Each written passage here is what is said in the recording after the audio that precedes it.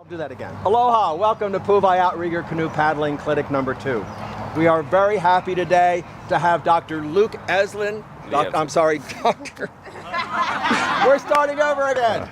Okay. Just keep going. That's good. Pu'uvai Canoe Club, Clinic number 2. Thank you for watching and for attending. We have some brilliant scientists, doctors, and some amazing paddlers here to tell you everything you need to know about nutrition, staying healthy, living long, and being happy. It's all right here. Tune in now. It doesn't take much time. Aloha. Here is my dad to begin with nutrition. Okay, thank you. Can everybody hear me? Yeah. All right, so we're going to divide nutrition into 2 large categories. The first one is general nutrition, which I'm going to talk about, and the second one is race nutrition, which Luke is going to talk about. And I know you're probably more interested in race nutrition, but the general nutrition plays a role. On the concept of general nutrition in America, in the Western world, or anywhere that American food has come ill health. And it's truly amazing. The diagnoses like diabetes, hypertension, heart attack, stroke, they follow our food around the world. And when we go to an indigenous population that's been on its original food, we don't see diabetes and we don't see heart disease, basically. Our food comes and it comes right behind, and it particularly hits hard indigenous populations. It's as if the European population got a little more used to bad food over thousands of years, and the indigenous populations, which often go overnight practically to bad food, to this westernized food, become ill very rapidly. So the rates of diabetes in Polynesian populations are very high. Same thing with American Indians. So the concept of taking in our processed food does something to populations. And so the question and the problem for all of us is the diets out there are so many. You can see an Atkins diet that's high protein, high fat. You can see a South Beach diet that's high protein, leaner fat. You see that the diets that are very high in carbohydrates, such as Terry Shintani's Hawaiian diet. They all have advocates. They all have people pushing them, and the latest, one of the newer diets is the paleo diet. Anyone know what the paleo diet is? Can you hear me? Paleo? No. Paleo diet is a group of people that back up. I want to try to catch the back here. Anyway, the paleo diet is an interesting diet where people have looked at indigenous populations and said, what was different about them? Why were they so healthy? Why did they have strong teeth, strong bodies? Why did they look muscular until they died?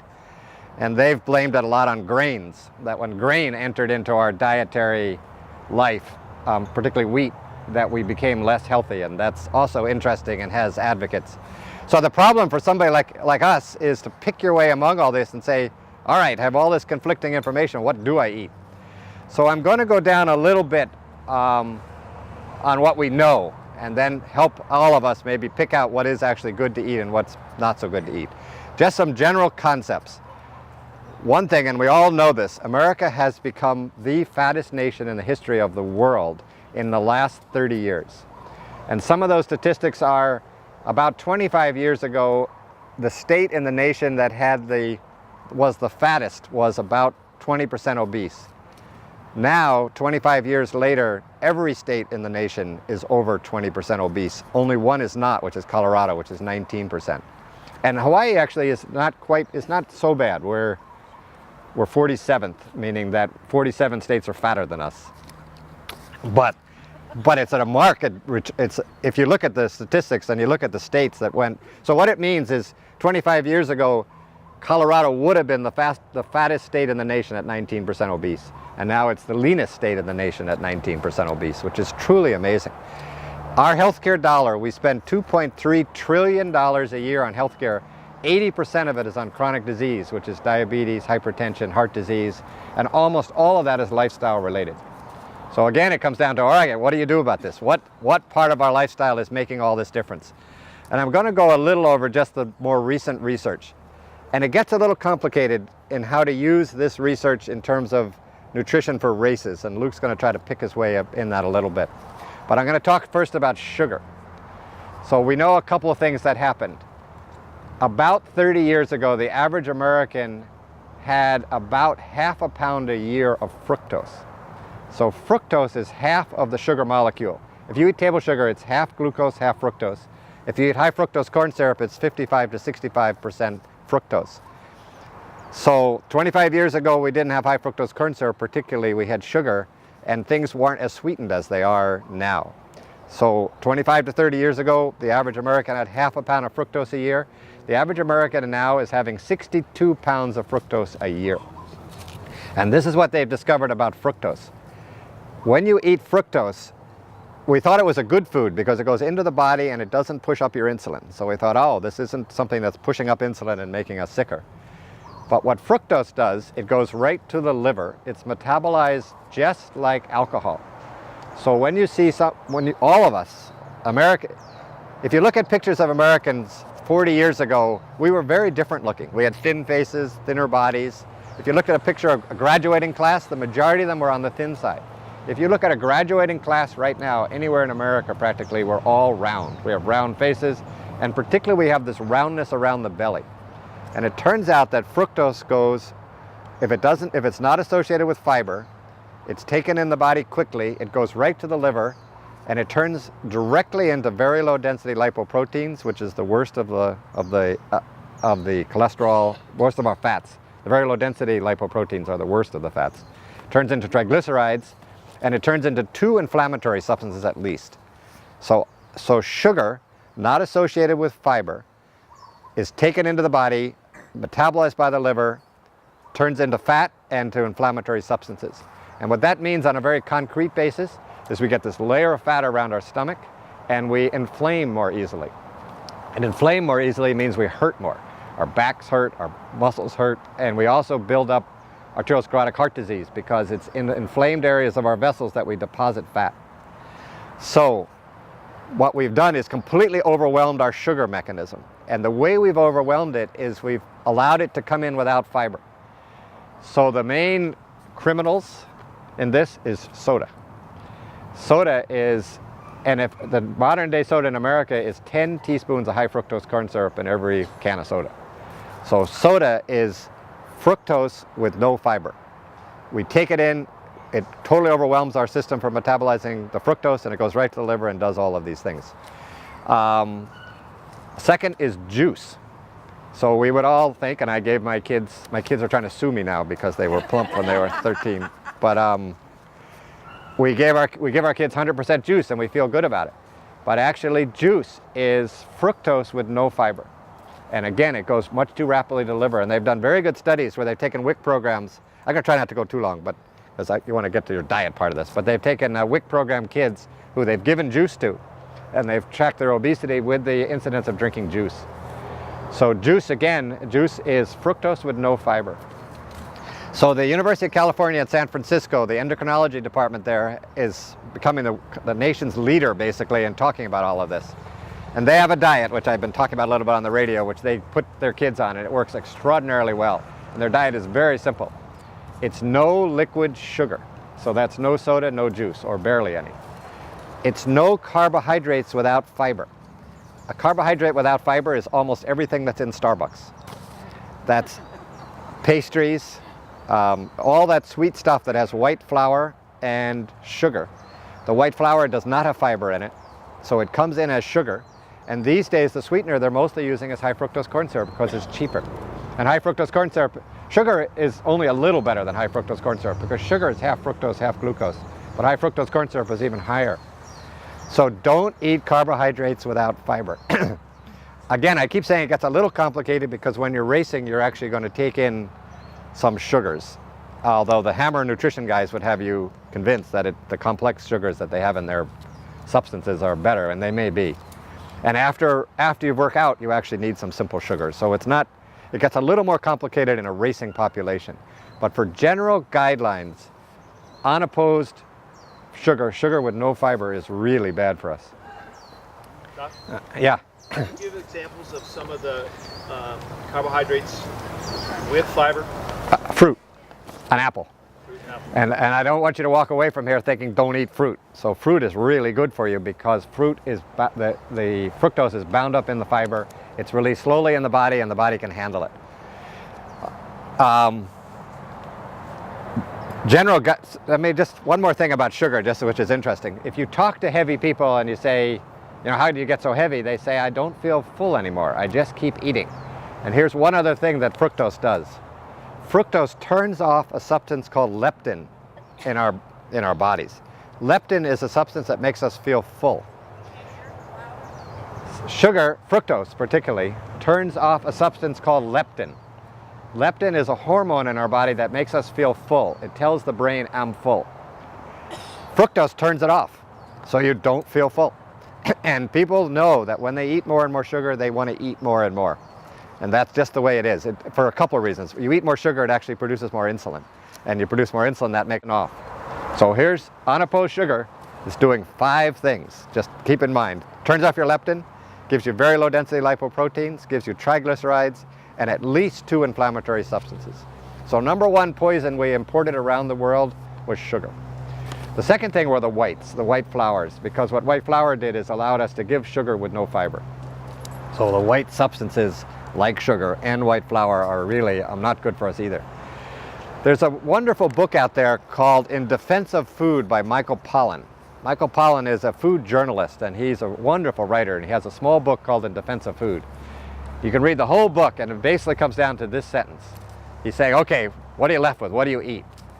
He said, eat real food, mostly vegetables, mostly green, and not too much meat. And that's it, actually. That is what a healthy diet is. Real food means food in its original form. And it's interesting, a food scientist from France went to some towns in America and talked to the kids. None of the kids actually knew what real food was anymore. You know, we eat Fruit Loops and sandwiches. They don't actually know what a real piece of food really is, what an artichoke was, or an eggplant, or any of these things. We've gotten so far away from actually what's real food. The reason that green is good, which is kind of interesting, if you look at something green that we eat, the green substances protect the plant against oxygen. So the green substances are full of antioxidants, which are good for us because they allow us to protect ourselves against aging. The roots, like potatoes and so on, they have the calories. So in the roots of vegetables are the calories, and in the greens are the antioxidants. And you want a combination. You want the calories and you want the greens. A question that comes up is, what about protein? There are all these high protein diets out there. It's probably true that fat got over-demonized, that we made too much of fat, that a lot of the heart disease in the world may have been a lot more from sugar than from fat. But we know certain things about fat. Trans fats are really bad for us. That's a fat we made. We created margarine because we thought it was going to be much healthier for us. Margarine is really bad for you. The original margarine with trans fat in it. But trans fats are found in many foods that are trans fats are hydrogenated oils. And so when they want to store a food, basically, if you're eating a food that's off a shelf and it can't rot, it's not good for you. And that's most processed food. And they did it by hydrogenating the oil, is one of the ways they did it. So you want food that can rot. You want food that your grandmother can recognize. In terms of meat, some meat is probably okay. I think if you have a diet that's really much too high in red meat, you're getting too much saturated fat and you need to be careful. But vegetable fats are probably okay for us, particularly good vegetable fats. Coconut oil went through a phase where it was terrible. Coconut oil, I think we're going to find more and more is a better food. All of this stuff is works in progress, and we got to kind of keep our eyes on it. But if I was going to leave you, and I'm going to stop right here unless there are any questions, but if I'm going to leave you with a message, it's be really, except maybe during the race when you can have certain substances that are liquid sugars. Let me just say one thing more about exercising. When you exercise, you change the equation a little bit, because when you exercise, you're actually using your insulin up. You're making your muscles work better, and they're not as affected by insulin. So exercise skews this a little bit. And guys like our champion swimmers can eat a fair amount of junk food because they're actually able to handle their insulin. You need to be careful about that. You're a young athlete and you're okay with all this junk food and you're really doing well. As you get a little older, that junk food's going to catch up with you. So one, you need to be careful, and still better to eat better foods. But you do need some intake of sugars while you're racing, and you need some intake of simple sugars after your race, because in the 30 minutes after your race, you have that window to rebuild. What is honey? You know, honey is a sugar. So it has all the things that sugar has in it. It probably has some things that are a little bit better, in that it's more natural. It actually, people talk about it helping allergies in certain ways because it's taking in substances that are in our environment. So honey may be a little better, but it's still a sugar, and still be careful of it. Of the artificial sugars, stevia may be one of the better ones. And agave is probably not good. Agave is mostly fructose. The agave got a good name because it doesn't push up insulin, but it probably isn't a great substance as an artificial substance. One last thing, diet soda. So everybody comes to me afterwards and say, what about diet soda? Diet soda is probably really bad for us. One, it tricks the brain in a funny way, and the brain doesn't stay tricked, so it stays hungry. It thinks it's getting this sweetness, but it doesn't, so it still craves the sweetness. And 2 recent studies showed an increase in heart disease with diet soda and an increase in the size of waists on people that all they did was change how much diet soda they had. And the waist size went up on the diet soda side. So we haven't heard the end of diet soda, but it's not a great, drink water. Drink water, drink tea. Those are the better foods. I'm going to stop here except for some questions if anybody has any, and we'll go on to the race nutrition, I think, is coming up next. Any questions? Anybody? Yes? What about like whole grain breads and things like that? Okay, so what they would say is eat the whole grain foods, that they are much better for you because they're absorbing it more slowly. I would lead just this one little caveat. It turns out that part of what they do with processed food is they stick it together with gluten. So we've ended up with a lot of gluten in our diet, a lot more than our bodies probably were used to. And it turns out an awful lot of people feel healthier if they eat less gluten, and some if they don't eat any gluten. So whole grains are on the mantra. Whole grains are supposedly good for us, and they're real whole grains. But I would be sensitive to the fact that a surprising number of people actually do better if they go off of gluten or have less gluten in their diet, that there's a possibility we're just eating too much. People come to our clinic and I will put them on a sugar-free, a diet that's free of free sugar and gluten-free for 3 months, meaning they just get rid of bread basically. Because bread is kind of a junk food. Most breads are full of high fructose corn syrup. And again, if you want to eat more natural foods, eat rice, eat sweet potatoes. But if you go off bread, which is pastry and bread and pastas, and get rid of that free sugar, it's surprising how much weight you can lose. And then you can kind of gradually add it back on again. So I say whole grains are considered a good food. I just think about them twice anyway. Yes? When you say juices, what juices are you talking about? Cranberry juice, grape juice? All of them. Juice? All of them. Yes, all of the juices are liquid sugar, basically. And so what they're saying is drink a smoothie. You know, then you take the fruit, you grind it down a little bit, you still have the fiber in it. But if you take just the juice, and it's not to say you can't have a little juice, and if you're trim and you're doing well, if you had 4 ounces a day or something, that wouldn't be the worst thing. But be aware, and if you drink juice with your meal, and your meal was high in fiber, you know, you're probably slowing it down too. So it gets a little complicated. But juice is not the great food that we thought it was, in that it has this unopposed sugar. Yes? What are your thoughts on fiber supplements?